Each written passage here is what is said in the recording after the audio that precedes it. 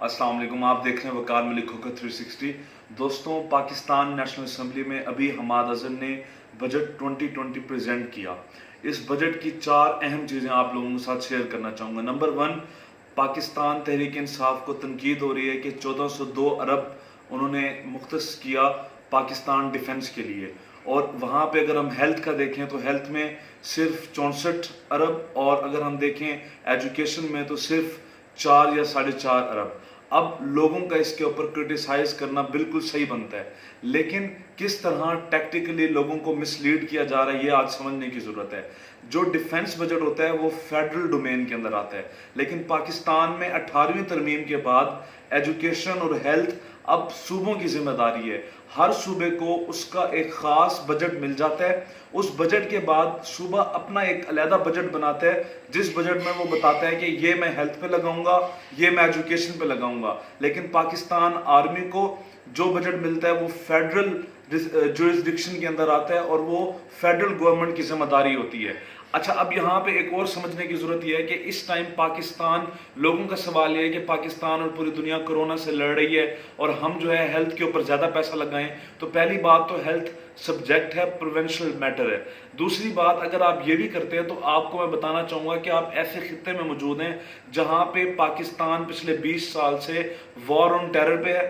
फिर हम देखते हैं कि पाकिस्तान का जो करीबी नेबर है इंडिया, वो इस टाइम दुनिया की दूसरी बड़ी ताकत चाइना के साथ जंग लड़ने को, या उनके साथ जो है लद्दाख के इलाके के ऊपर आपस में उनकी जो है वो एक लड़ाई हो रही है। और उसको हम देखते हैं कि वो हमारे गिलगित बल्तिस्तान के बिल्कुल करीब जगह जहाँ पे उनका ये सारा मैटर हो रहा है। फिर हम देखते हैं अफगानिस्तान का मैटर। फिर हम देखते हैं कि पाकिस्तान के ऊपर इस टाइम और कितने डेमोग्राफी की वजह से प्रेशर्स हैं। तो पाकिस्तान एक ऐसा मुल्क है जो हर हाल के अंदर इस सिचुएशन में होता है कि कभी भी डिफेंस की जरूरत पड़ सकती है। तो पाकिस्तान का डिफेंस बजट कट करना पाकिस्तान की स्टेबिलिटी के लिए एक नामुमकिन बात है।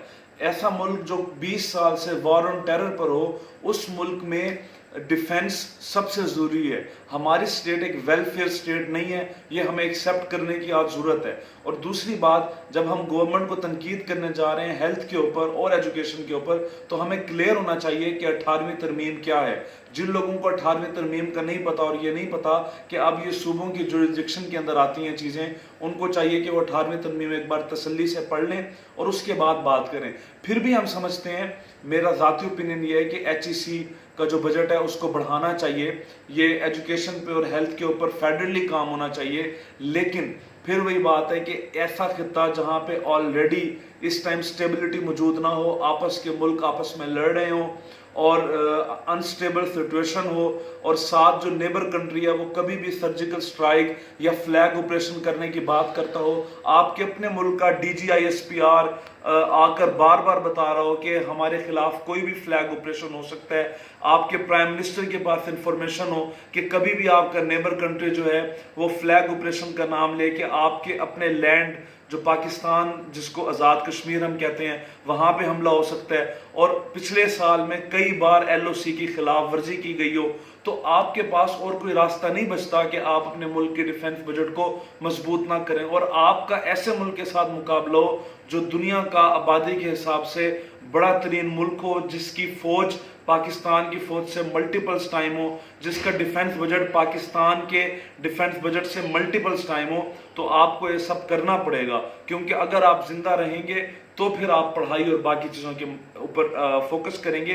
लेकिन in the end it doesn't mean कि आपका एजुकेशन और हेल्थ बजट नहीं होना चाहिए। बस बात बिल्कुल क्लियर है कि हेल्थ बजट और एजुकेशन बजट जो है वो 18th अमेंडमेंट के बाद प्रोविंशियल डोमेन के अंदर आता है, और ये प्रोविंस का काम है कि वो इसके ऊपर बजट देंगे। सरकार जो अपना लिमिटेड जगह पे जहां अपना बजट लगाती है उसके लिए बजट ठीक है, और भी होना चाहिए, लेकिन वो हालात के साथ। सुनने का बहुत शुक्रिया।